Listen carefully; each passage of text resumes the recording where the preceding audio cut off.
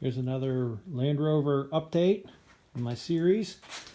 So I started working on the dumb irons here. You can see it's pretty holy, and this side was just the same. So what I did is I cut around here to where I got some thick metal, and then on the sides, this is welded onto the side of this plate here is welded onto the side of the frame here. So what I did is I cut the metal out and I carved down along the edge right here and took out that piece. That was actually part of the frame itself, right inside here. So then I cut it out and it's smooth, so this piece of metal here, it's still original, it's still there, but I just carved out and I took out a piece of the frame because the frame is actually boxed through here. And then over here I did the same thing. It was all rusted and everything. It was basically nothing there. So again, I carved this piece down off and I cut it off. It goes into towards the back there.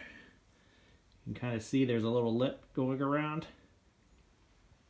So I plan on getting a piece that comes straight from this edge here and this edge and bring it straight out.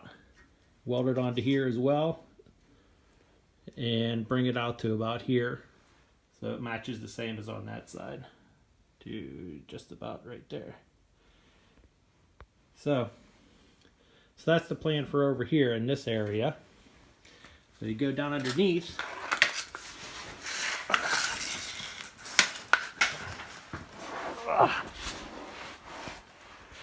Alright, so again, this is the underneath of it. So this was all rusted out right here, the bottom of the dumb iron here.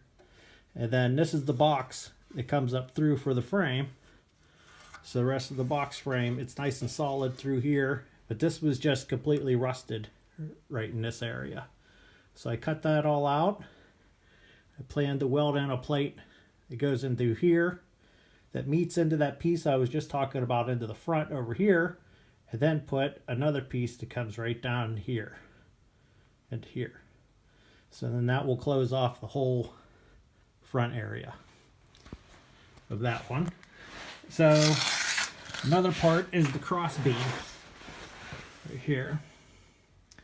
Again, this was all rusted out all around, so I cut it back up high until I hit some thick metal and all around here. So I may end up cutting this piece out first, but I didn't want to cut that out yet. So I'm probably going to make a piece that goes here that has this shape that comes down around. So it'll come to start about here. Light's in the way. So it'll come about here and it'll come across and then curve up and over to right over to here, to where the other side of the frame is. So that's my plan is to do here, is to do this side first. Get this side down, cut this side off, do the same thing, make one over here, it comes down, and then cap it off like this, and then it'll have a curve in it coming down. So I don't, before I cut anything or be able to use a tray, you get that line that I need to come down. This is good to keep, but it's not going to be helpful. It'll be kind of helpful. So what I did, as I'll show you over here, is I made a tracing of this before I cut it. I put a piece of paper on here and I traced it. I'll show you.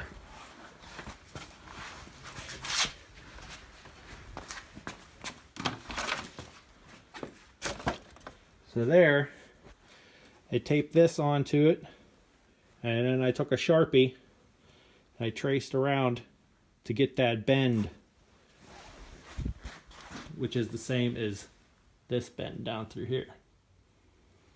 So I'm going to use this as my template to get my shape that I want down through the bottom. And I could trace it right onto a piece of sheet metal and trace it onto my template that I'm going to be making and go from there.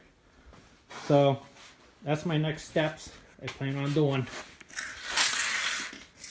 So hopefully the next one I do will have next update will actually have metal inside here at least, and down this dumb iron here, coming down and around in the back of the frame. Alrighty, talk to you next time. Bye bye.